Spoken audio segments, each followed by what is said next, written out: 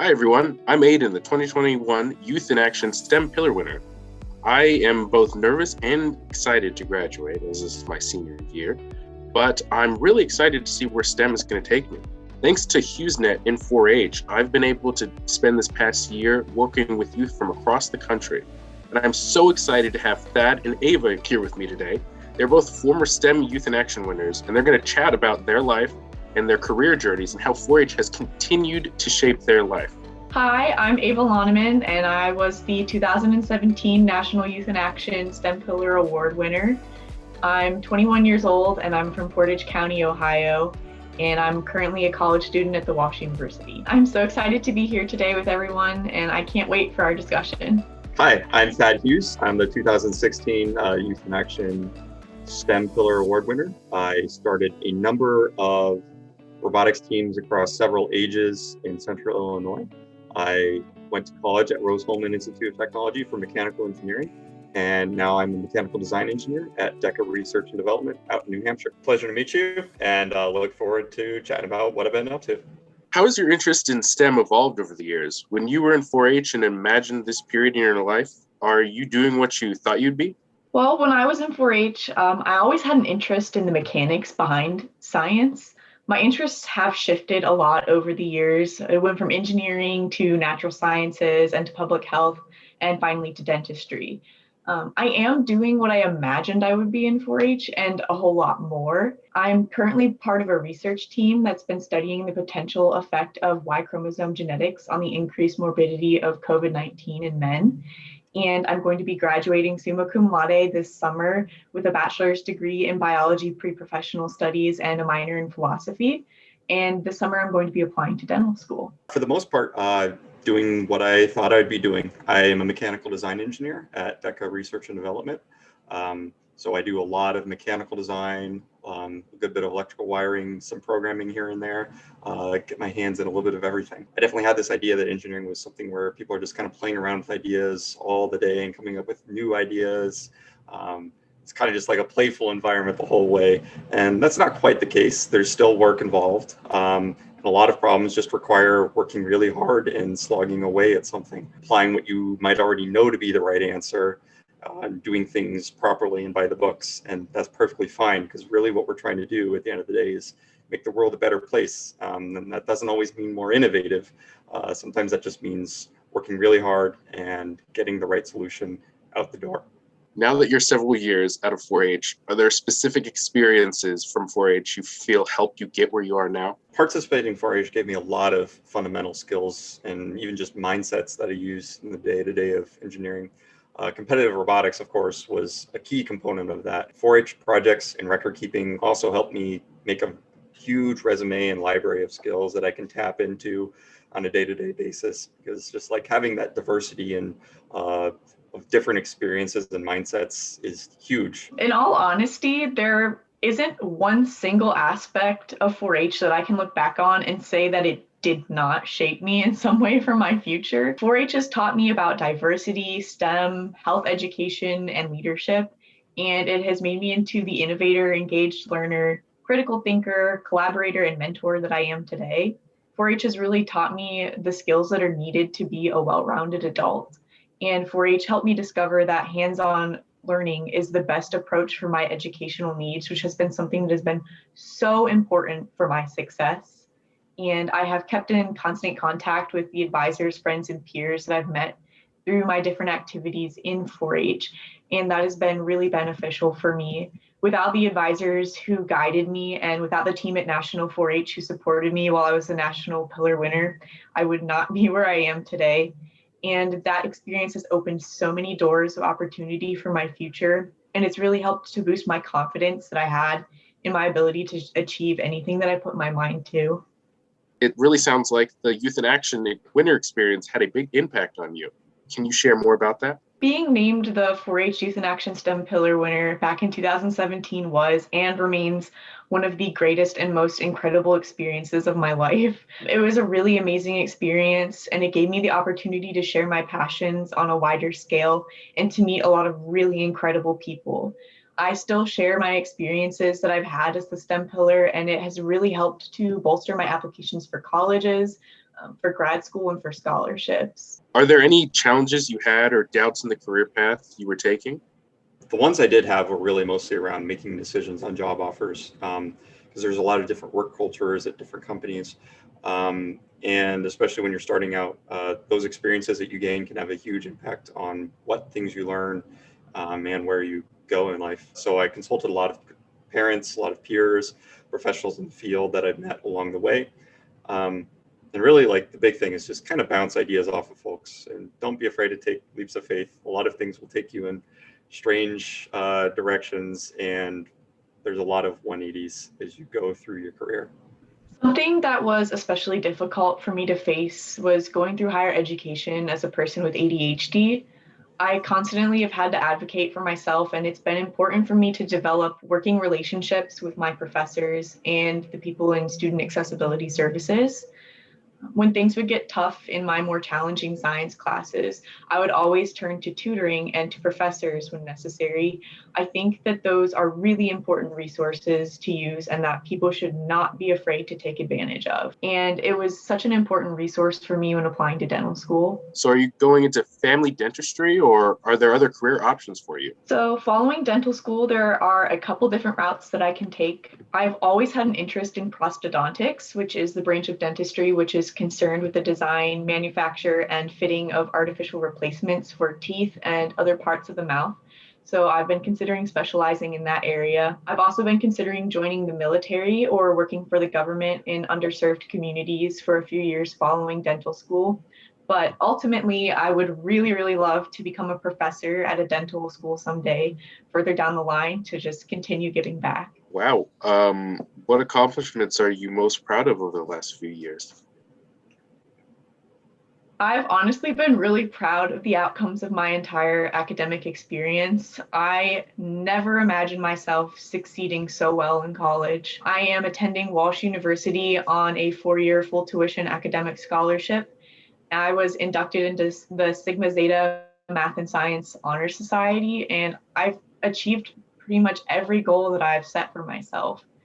Last summer, I scored in the top 93% of test takers for the dental admissions test, and I'm graduating a year earlier than I had originally planned.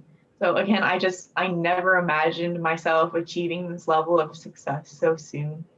My favorite project lately has been spearheading the successful build of major portions on a prototype medical device that produces medical grade fluids in disaster or other austere environments. I can't say a lot more. If you're really interested in that, you should look up what DECA Research and Development Company does.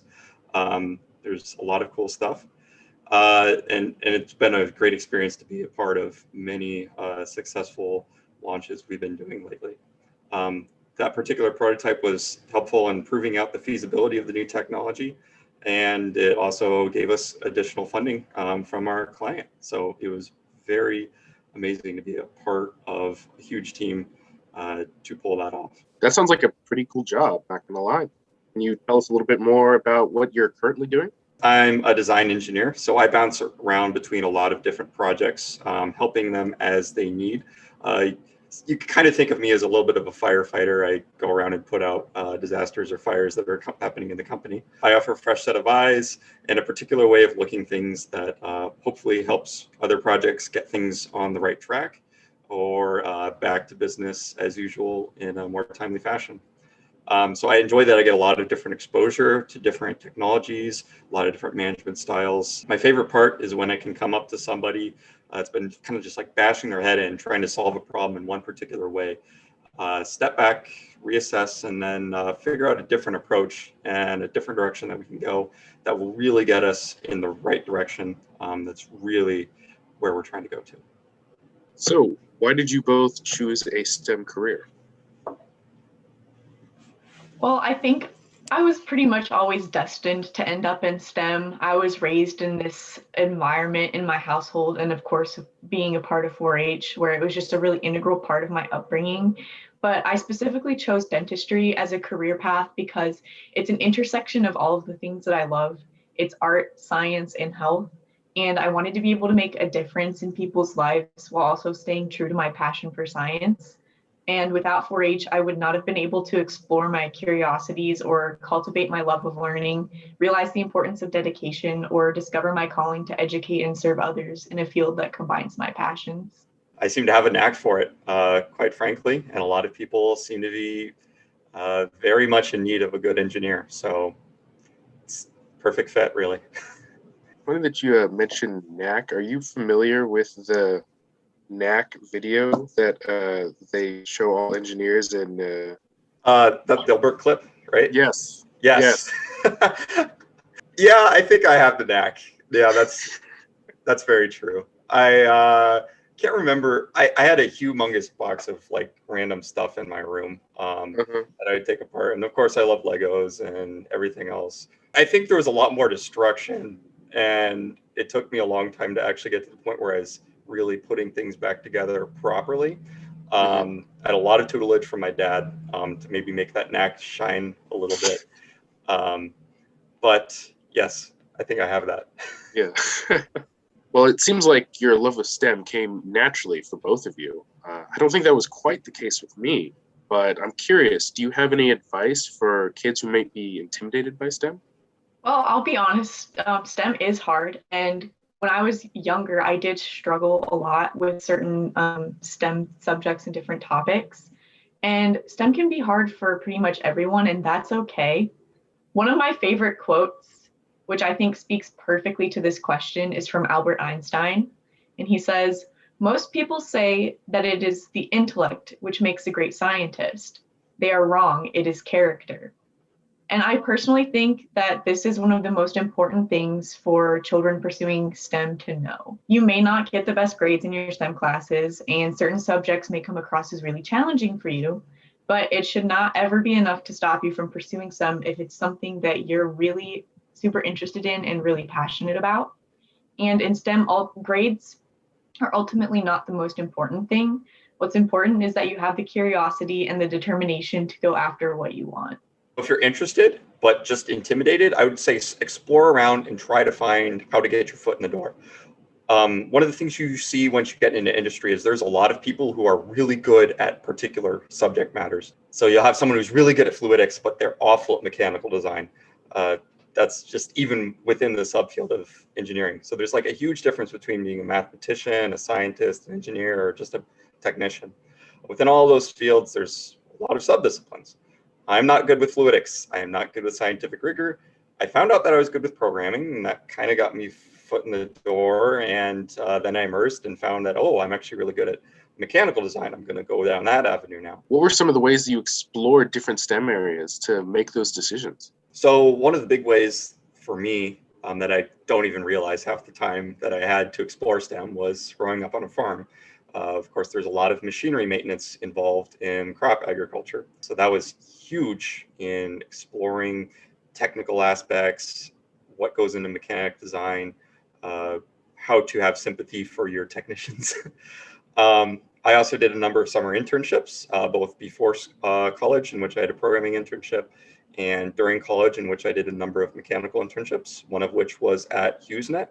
I had the opportunity to be a test engineer there. And that kind of opened my eyes that I really didn't want to do test engineering, and kind of led me down the road that I'm going now, which is more about mechanical design and upfront design.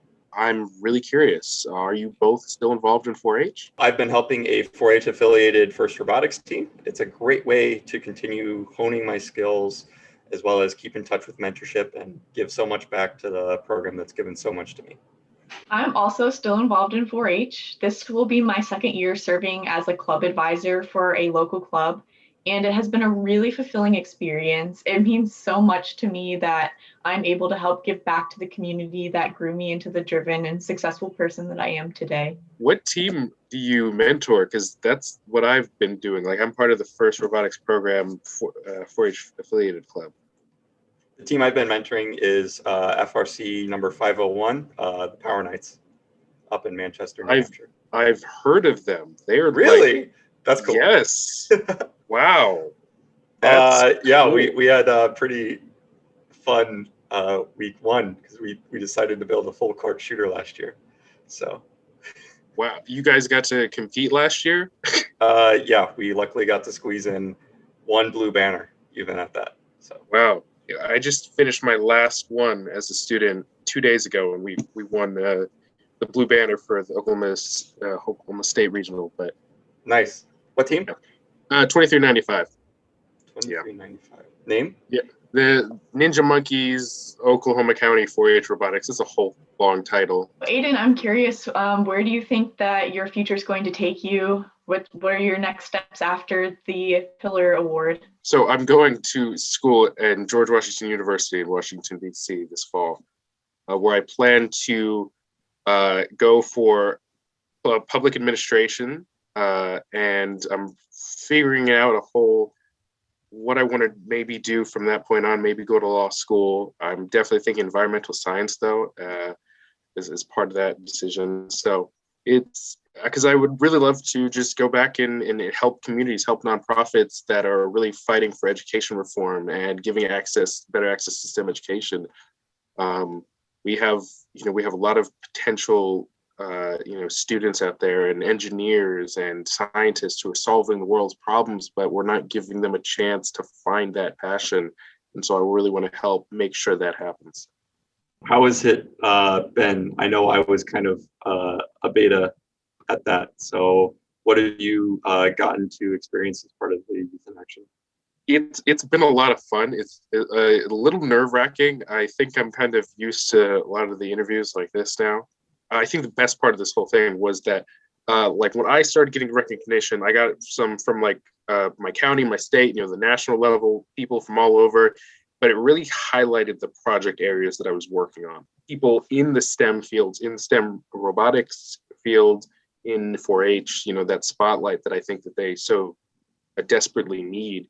And now we have, like, even just at my county level, because of this award, we have a whole new group of STEM volunteers that want to help with our different robotics programs. There's a lot more spotlight on the project area, because I think that, and I'm sure you both would agree, that when you win this award, it's great for you, right? But what's the benefit is it's not about you, just you. It's about your project. It's about the people. It's about 4-H, and it just makes everything better.